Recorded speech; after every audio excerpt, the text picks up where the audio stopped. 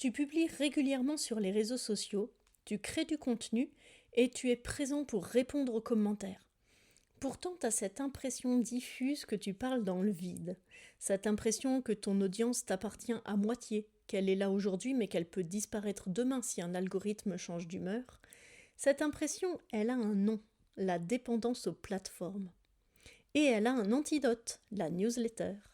Dans cet épisode, je vais te montrer pourquoi créer une newsletter est, à notre avis, un acte prioritaire dans ton business. Alors qu'elle est souvent le canal de communication le plus sous-estimé des entrepreneurs qui construisent leur autorité en ligne. Et on verra comment en faire le véritable pilier de ta relation avec ton audience, étape par étape. Alors pourquoi la newsletter, c'est ton seul actif de communication qui t'appartient vraiment ? Déjà, il y a un constat. Tu as 3000 abonnés sur Instagram, bravo, mais ces 3000 personnes, elles sont sur une plateforme qui ne t'appartient pas. Meta peut modifier l'algorithme du jour au lendemain, réduire ta portée organique à 2%, décider de te suspendre pour une raison que tu ne comprendras pas. C'est arrivé à des créateurs avec des centaines de milliers d'abonnés. Du jour au lendemain, leur audience s'est évaporée. Et pour la reconquérir, il a fallu des semaines d'efforts acharnés, voire repartir de zéro pour certains.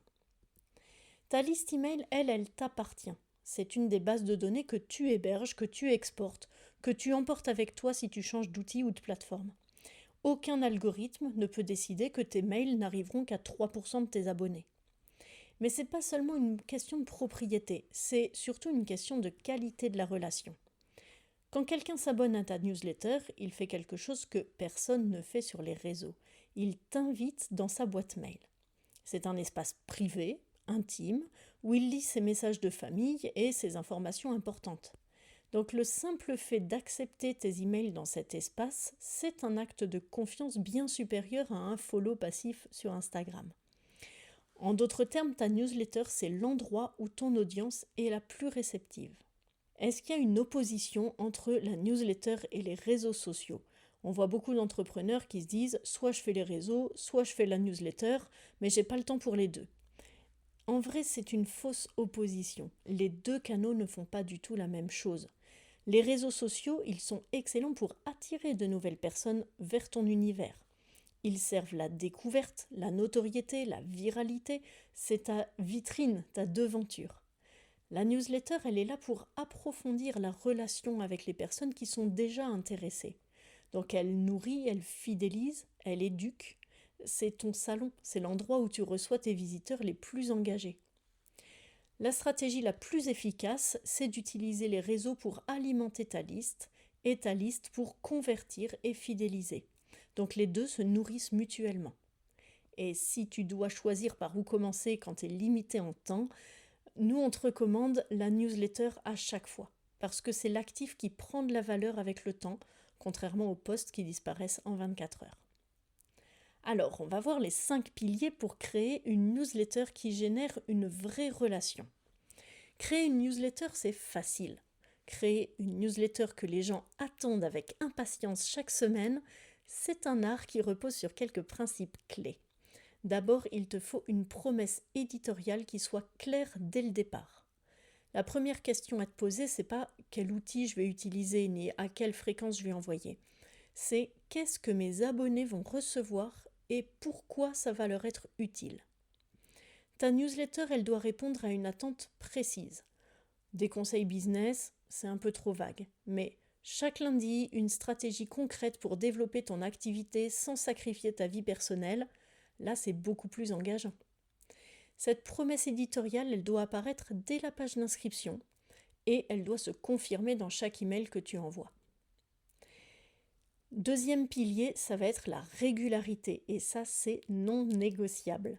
La relation, elle se construit dans la durée et dans la prévisibilité. Ton audience, elle doit savoir quand elle va te lire.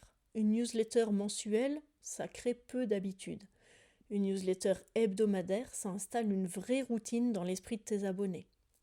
Mais il faut choisir aussi une fréquence que tu peux tenir sur le long terme. Ça, c'est bien plus important que de choisir la fréquence idéale. Une newsletter bimensuelle, mais tenue depuis 2 ans, ça vaut 1000 fois mieux qu'une newsletter hebdomadaire abandonnée après 3 semaines. Troisième pilier, une voix authentique. Ta newsletter, c'est pas un communiqué de presse. C'est là que la plupart des entrepreneurs se trompent. Ils écrivent une newsletter comme un document officiel, quelque chose de lisse, de formaté.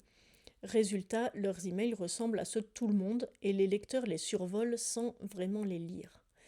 Ta newsletter, elle doit sonner comme toi, avec tes tournures de phrases, ton humour ou pas d'humour si t'es plutôt sérieux, tes doutes parfois, tes anecdotes personnelles.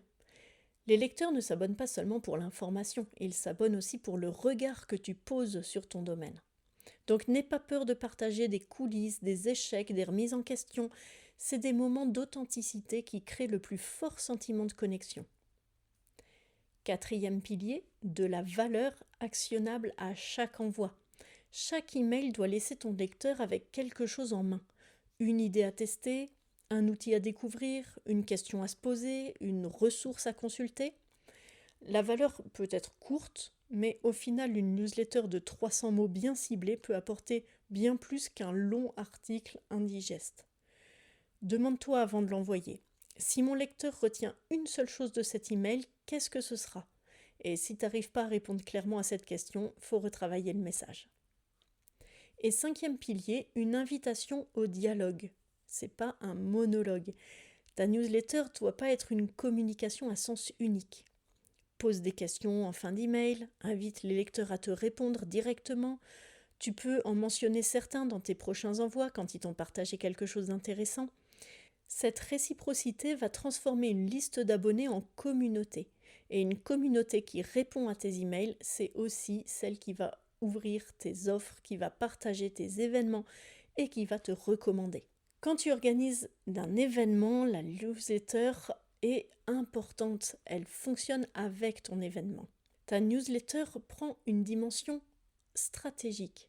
C'est ta liste email qui sera le moteur principal des inscriptions à ton événement, pas les réseaux sociaux ni la publicité.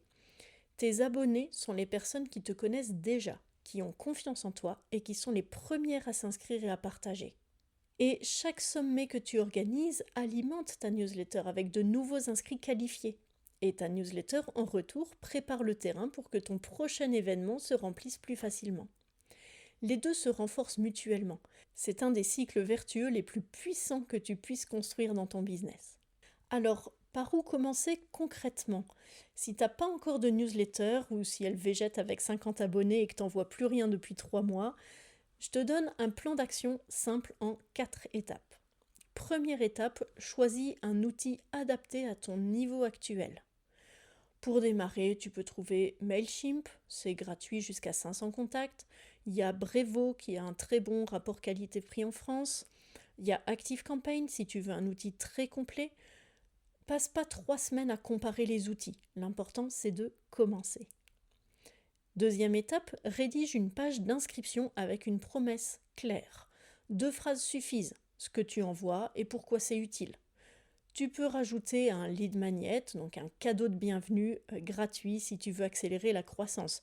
Un guide, une checklist, une ressource gratuite en échange de l'inscription. Troisième étape, tu crées une séquence de bienvenue en 3 mails. Le premier mail arrive immédiatement après l'inscription. Tu te présentes, tu confirmes la promesse, tu donnes une valeur immédiate. Le deuxième mail arrive 2-3 jours plus tard. Là, tu peux approfondir un point clé de ton domaine.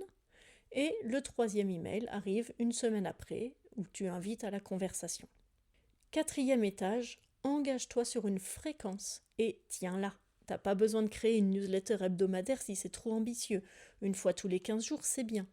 Ce qui est important, c'est de ne pas disparaître plus de 3 semaines consécutives. Donc, en résumé, tu as 3 choses à retenir. D'abord, ta newsletter est le seul canal de communication qui t'appartient vraiment. C'est la fondation de ta relation avec ton audience et elle est indépendante de tout algorithme. La qualité de la relation compte plus que le nombre d'abonnés.